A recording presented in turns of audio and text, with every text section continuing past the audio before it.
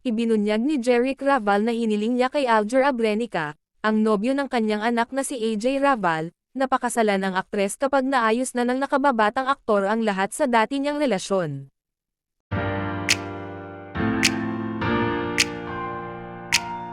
Nag-open si Jeric tungkol sa relasyon nila ni Aljur Abrenica sa isang panayam para sa Fast Talk with Boy Abunda, noong Miyerkules ika-23 ng Agosto.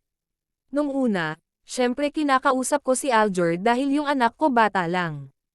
Sabi ko lang kay Aljur, ikaw ba ay hiwalay?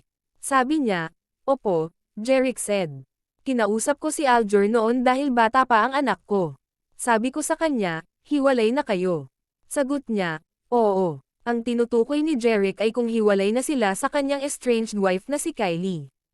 Alam mo, 3 bagay lang ang ipapakiusap ko sa'yo, Jeric continued, recalling his plea to Abrenica. Una, yung anak ko ay bata pa. Pangalawa, yung biyenan mo ay kaibigan ko. E ano kayang sasabihin ko sa biyenan mo pag nagkita kami? Baka sabihin kinukonsinti ko kayo. 3 lang ang itatanong ko sa iyo. Una, bata pa ang anak ko. Pangalawa, kaibigan ko ang biyenan mo. Ano ang sasabihin niya kung magkabanggaan kami? Baka isipin niya na nagpaparaya ako, ikaw at si AJ.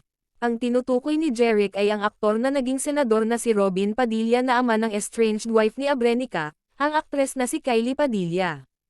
Sabi ko, iayos mo muna yung sarili mo, iho.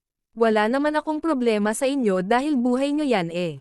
Pagdating sa buhay pag-ibig ng anak ko, hindi ko nasaklaw yun.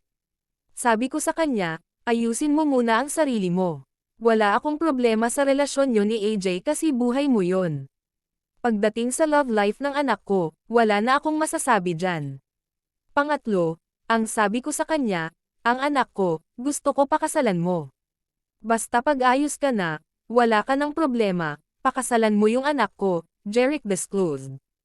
Inamin din ni Jeric sa panayam na sa una ay tutol siya kay AJ na kumuha ng mga sexy role, na tila nagudyok sa aktres na ilihim sa kanyang ama ang kanyang mga proyekto.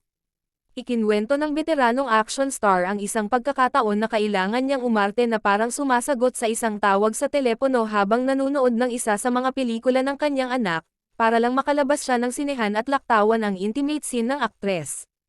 Kaya lang nandyan na, wala na akong magawa. Anyway, 21 na si AJ sabi ni Jeric. But it is what it is, there's nothing I can do about it. Matapos ang mahigit 1 taon na pag-uusig ng mga espekulasyon sa pakikipag-date, isinapubliko nina AJ at Abrenica ang kanilang relasyon noong February 14, ilang araw lang ang nakalipas, muling iginiit ni AJ na naging romantiko lamang sila ng aktor pagkatapos ng paghihiwalay ng huli kay Kylie. Kung mga katseka anong masasabi nyo tungkol dito mag-comment lang sa baba and don't forget to subscribe.